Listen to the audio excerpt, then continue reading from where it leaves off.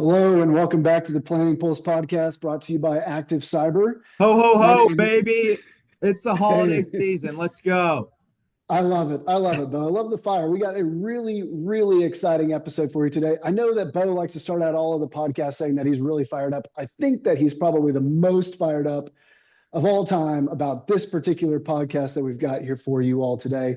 If you've been keeping track of the Planning Pulse podcast, you know that we are being joined today by two special guests. We got Sarah, we got McKenzie Alfordish, and we've got a very, very special topic for you all today. As you can see, we've got our Christmas sweaters on. We got our Christmas background. Sarah's got a Christmas hat on. I can see, Sarah, you got Christmas stockings in the back. I got 1, 2, 3, 4, 5 stockings on there. You know, at my That's house, six, but close. stockings get filled with candy. I was just curious, in your house, they fill with candy? Maybe what's your favorite type of candy? Favorite type of candy. We talked about this before. I'm gonna have to stick with it. Peanut M&Ms. Peanut M&Ms. All right. Well, it's an oldie but a The goodie. whole I guess assortment, though. I don't guess what? discriminate. Only Whoppers. That's the only no-go in candy.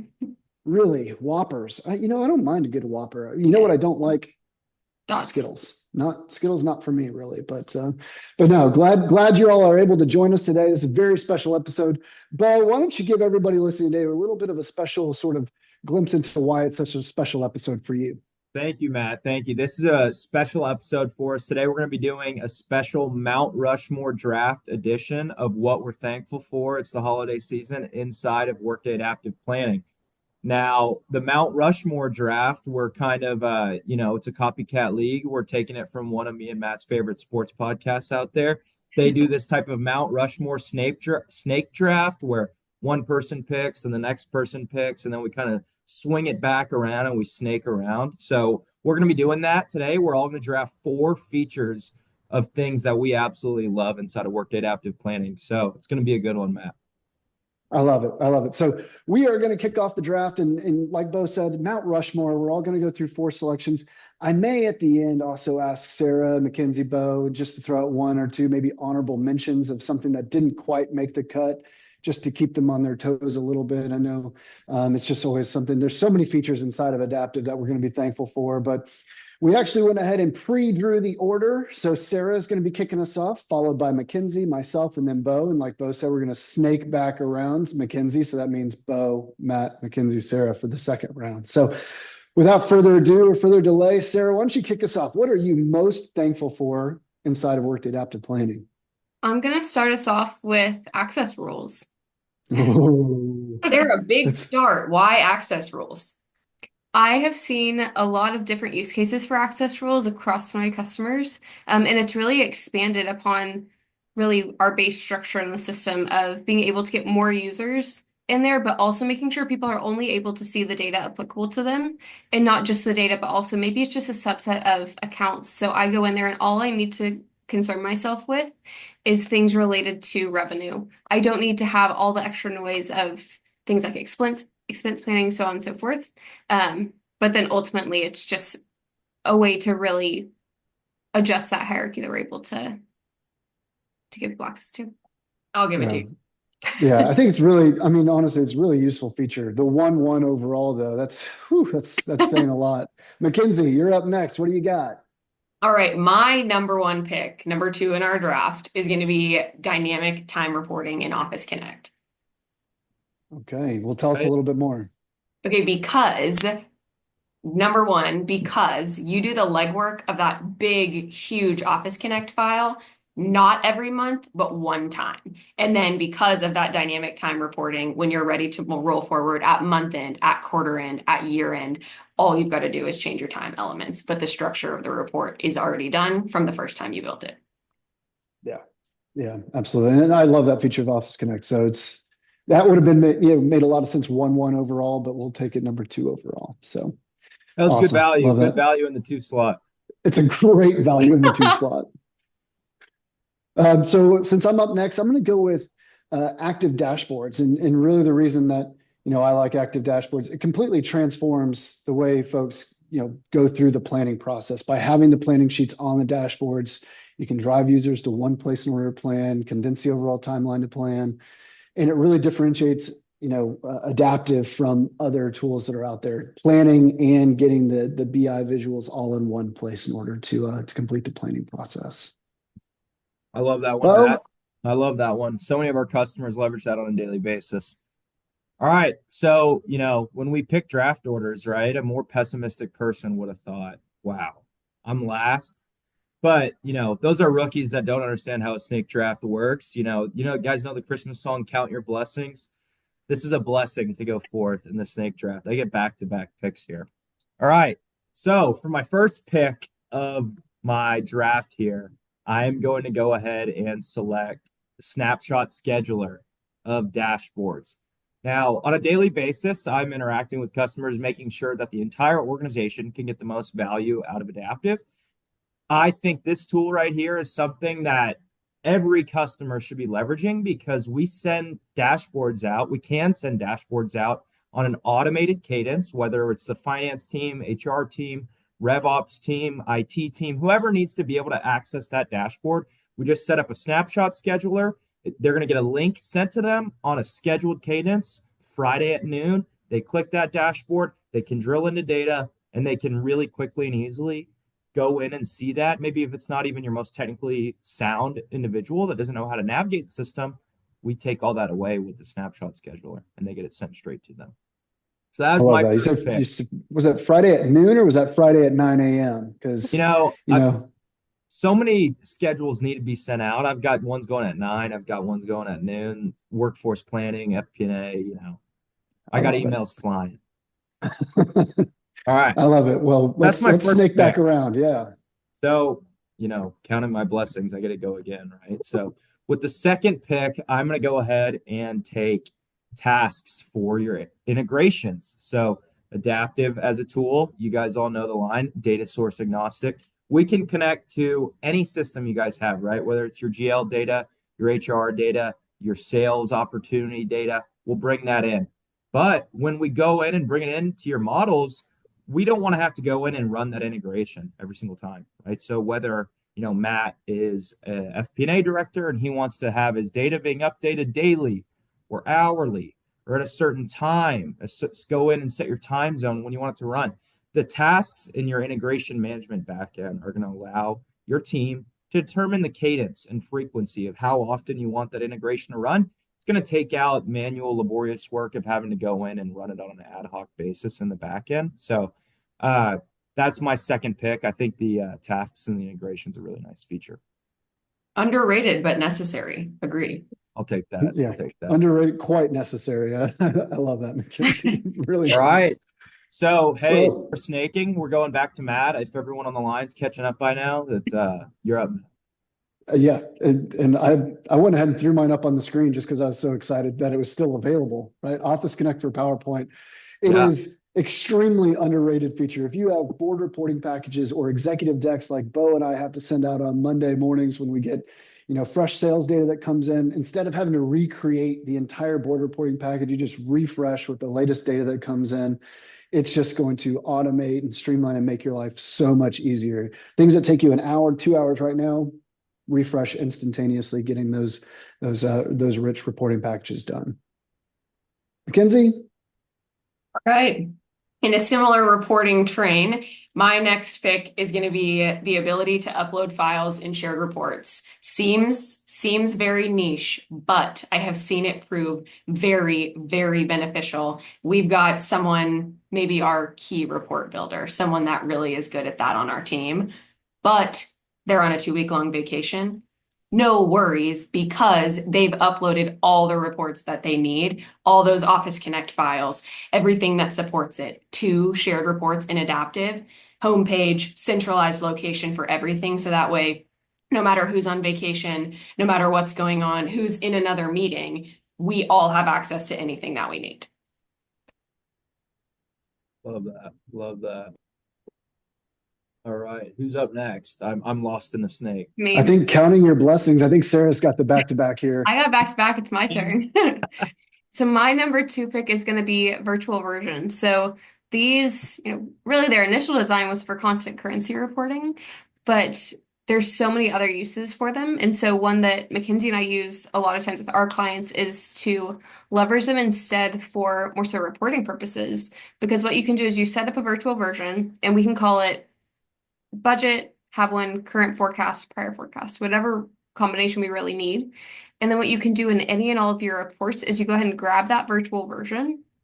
We use it across all of our reports. And then thinking of that budget version, once a year we come in and we update what budget it's connected to. And now every single report is now automatically updated to pull the latest and greatest. So instead of needing to go in, switch a toggle across the board, we've really in 2 clicks streamlined that process to make it a lot easier for those reports. Good pick, Sarah. Then, Good pick. Good pick. thank Great you. pick. High That's a value great pick. pick. High value pick at the end of the second round. High value pick. I'm gonna end on a good note. And then to start the third round, I have attributes as my number 3 pick. Attributes, really, we can use them across this any and all elements within the system. One that we frequently use and I'm a big fan of is for alternate hierarchies for our account structure. So really able to create different views whenever it comes to reporting. So we don't have to just look down at that GL detail. We can create those alternate reporting structures, which typically is going to be for maybe our management views. But attributes helps to really simplify that process where now it just becomes 1 click and your reports are automatically updated to reflect that new structure. Yeah, I think attributes is one of those features. It's like when you're putting the Mount Rushmore together, I wouldn't put it on the top 4, but that's just because maybe I undervalue it so much. Like it's an incredibly important feature of adaptive, like account attributes, level attributes, dimension attributes. Like you said, on any element, it's an incredibly important feature. So I think it's a good start to round 3. Thank you. I've already got lost in the order. Am I next? You're next. McKenzie, you're next. Okay. Now Lost in that the is snake. that is the gift that keeps on giving. I tell you, McKenzie trying to figure out a snake draft. Okay, I'm next up. Good content. My next pick is going to be links to matrix reports in dashboards. This one was new, maybe this year, maybe at the end of last year.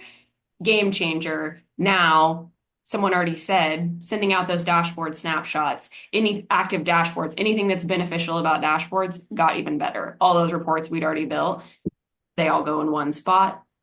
Everything's available. Never seen McKenzie yeah. happier for release than this one. Yeah, I got to be honest. The links to reports and dashboards was huge, and I'm gonna, unfortunately, I'm gonna continue the reporting train here for us. I really like the new feature where you can do that scheduled burst of reports out to emails directly as attachments to emails. I think that was one of the features that customers of ours were always talking about for a very long time. It's been on the roadmap for a long time. One of the, the important thing is you can still require your users to have to log in to view so you can maintain the security and access permissions that are there. But just being able to get that link to the report directly within your email is just an incredibly high value feature for us. Nice. Okay, back to me. So with my third pick, I'm going to go ahead and select the Adaptive Help Center. Now, a lot of people might think, Beau, is this even a feature of Adaptive? I think it's a cornerstone of Adaptive. And the reason for that is Adaptive is a tool built by a CFO. It's supposed to be owned and maintained by your own different departments that do the planning on a daily basis. If I'm working inside of Adaptive today and I'm in the modeling backend and I click that question mark in the Help Center, it's going to take me to the modeling help section. If I click that, I'm in a reporting help, dashboarding help. If I want to go see some of the new releases McKenzie talked about with reporting, or maybe check in on the new MLAI features and functionality, right? Twice a year, there's releases. You guys can go read up on all of that in the Help Center too. At the end of the day, sure, we implement and support our customers on a daily basis with Adaptive, but we want customers to be able to be self-sufficient in the long run. And I can't think of a better tool inside of Adaptive to help customers get self-sufficient than the Adaptive Planning Help Center. So that's going to go ahead and be my third pick. Any comments from the peanut gallery on that or no? I'll let it slide. You sold me on it being a cornerstone. Yeah, love that. Okay, cool. All right. We're McKenzie, snaking who's back next? around. Go, what, Sarah? Who's next? Snaking back around. Snaking back What? around. You're pulling a McKenzie? Fourth round, I'm ready. All right. All right, everybody. It's the final countdown, round 4 of the Mount Rushmore. I'm trying to think who the 4th president is on it. I can't remember.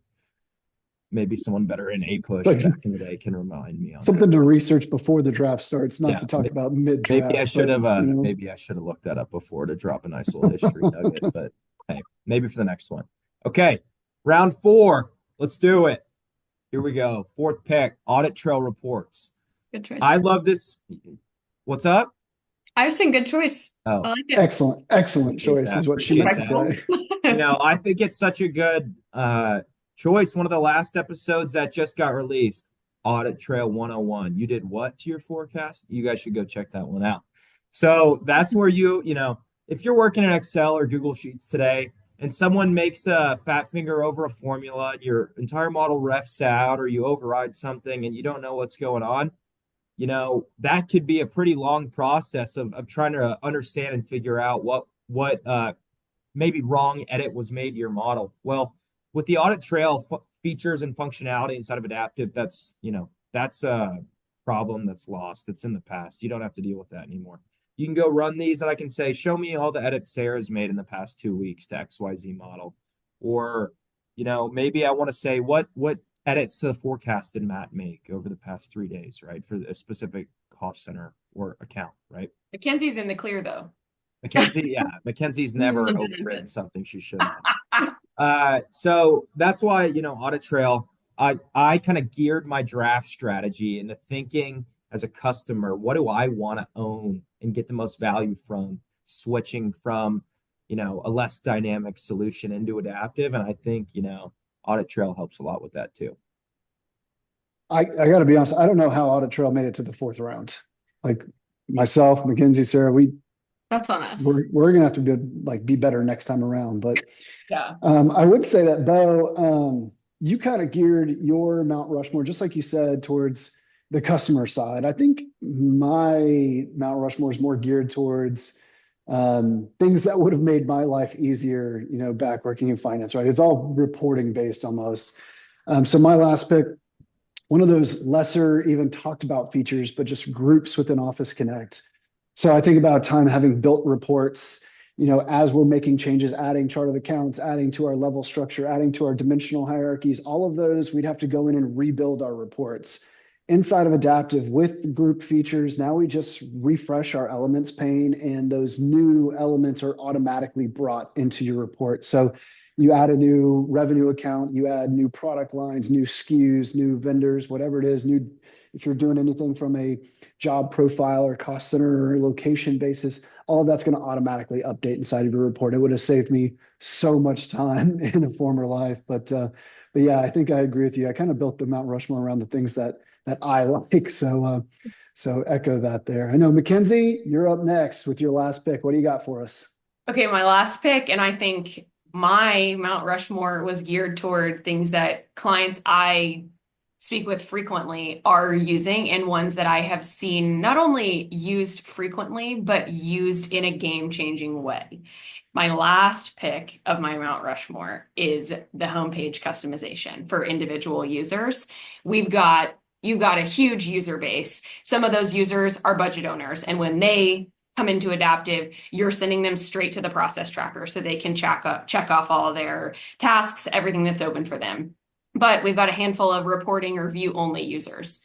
They don't need to go to the process tracker. They're just looking at the dashboard that we've built them. We're sending them straight to the dashboard. There is no room for users to be unsure how to navigate in the system or get where they need to be. Yeah, absolutely. I love that. It's one of the things Beau and I will always talk about too when we're going through demonstrations. Everything's completely configurable, whether it's on a user group basis or user by user basis. And it even starts with the homepage. So really solid 4th round pick there, McKenzie. Thank you. Thank you. All right, Sarah, end us strong here. Speaking of user groups, my 4th and final pick is global user groups. Really a variety of different uses for these, from access rules where you don't have to assign it just on a person by person basis. If people ultimately all have the same role, same visibility, put them in a group and it just streamlines that process. But then also bigger piece is thinking of things like sharing reports, sharing dashboards. A new person joins the team. Without using a user group, what you have to do is go report by report, dashboard by dashboard, and add the person. Not a very fun exercise. But with user groups, you share it with the group. New person joins a team, you put them in there, they automatically inherit any and all reports and dashboards we want them to see. So really is helping to simplify that upfront process as we add new users, which I think really is ultimately all of mine put together are just looking for ways to simplify the system and ways that really I see clients use them a lot and use them well to help reduce that maintenance, but then still making sure people can see, edit everything that they need to. I love it. I love it. And I do find it fascinating that, as we're unveiling the Mount Rushmore, we all sort of realize what four pillars are most important to us as we're going through. That's not something that, we really ever talk about. But as you can see, there's 16 things so far. I think I did the math right. Yeah, 16. Crush that. Nailed it. Nailed it. I tell you, for an accountant, I am good at basic multiplication right there. But no, there's a lot of features inside of Adaptive to be extremely thankful for. I know that I was going to put everyone on the spot a little bit with maybe an honorable mention that, something that didn't quite make the cut. Does anybody just have anything off the top of their head that they wanted to throw out there first before somebody else steals that from them? Any honorable mentions that they want to throw out there? I've got one for McKenzie's. you. Woo! There we go. I love it. I'm going to jump in before somebody steals mine. My honorable mention, also new in one of the 2024 releases, is What If Scenarios. Oh, Didn't make my Mount Rushmore because of the newness factor, but it is definitely worth the honorable mention.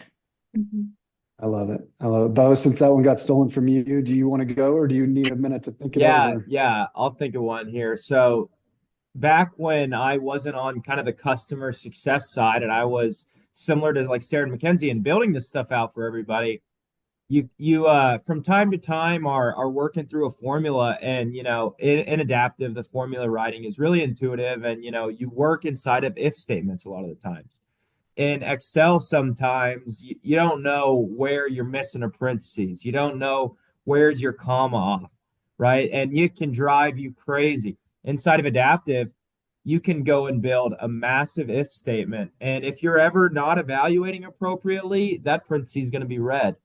If you're evaluating appropriately, it's going to be green. Look, little, Christmas tie-in right there, running green. But, it helps, FP&A users, workforce users, whoever is building out a formula inside of Adaptive, layering in some, dimensionality or some, multiple if statements inside of a formula. It's going to tell you if your formula is working right or not. And if you're missing something and you click OK, it's going to call out what's wrong. And so, I've spent too long in Excel before trying to figure out what the heck is wrong with my if statement. Adaptive Formula Wizard is going to help you out with that. I love it. Sarah? I'm going to have to pick on derived dimensions. So I work with a lot of our sales planning clients, and derived dimensions really give a lot of flexibility surrounding relationships between different elements in the system. So if we're thinking of our territory hierarchy, it's something that's ever evolving. We have new territories come, maybe the regions are changing, and so we need to be able to dynamically recarve what those look like version to version, because maybe our structure last year is not the same as our structure this year. And so derived dimensions really give us an easy interface where within a dashboard, we can maintain those relationships, see what's the impact to moving these, maybe we're consolidating, moving territories into a similar region. In real time, as we save those changes, we can also have visuals to then see what does that distribution now look like. But really just the flexibility there of you're not locked into this territory always has to roll into this region, so on and so forth. Yeah, and I didn't quite have the same display of emotion that Beau had whenever McKenzie stole his, but you definitely stole mine. Derived dimensions is one of those features that I'm deeply passionate about. I know that it's a lesser used feature. I know that sales planning is a great use case for it. I love it in the capital expenditure space as well as just really any type of strategic initiative space. We've hit on personal what if scenarios and just in general version capability, but derived dimensions allows you to have that dynamic dimensional assignment version of version. So maybe in the first budget pass, you get these capital expenditures approved, but maybe not in the second one. So derived dimensions is great for that. But since you stole that from me, I don't really have a backup. So I guess I'll just say, I guess what I'm thankful for is just having some coworkers that don't mind coming on the podcast from time to time. An amazing co-host who's always here rocking I don't know if that's velvet or silk or what, but Red it looks Velvet, Red great. Velvet. We got a Christmas party coming up. Active cyber employees, look out. Maybe it'll be in I love Maybe it. it'll make an South appearance. Yeah. I love it. And again, the red and the Nothing's- green, you're still rocking red and green. I love it.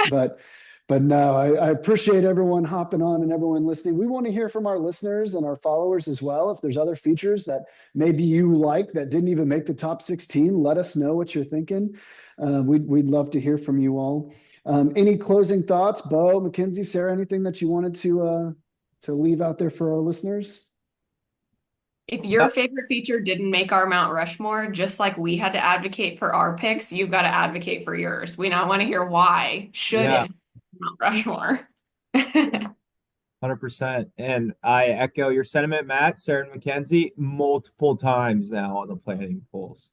So we thank you guys for coming on. But I'm no, flattered to be a guest, guys. yeah, An yeah. honor. No, that's it from me, Matt.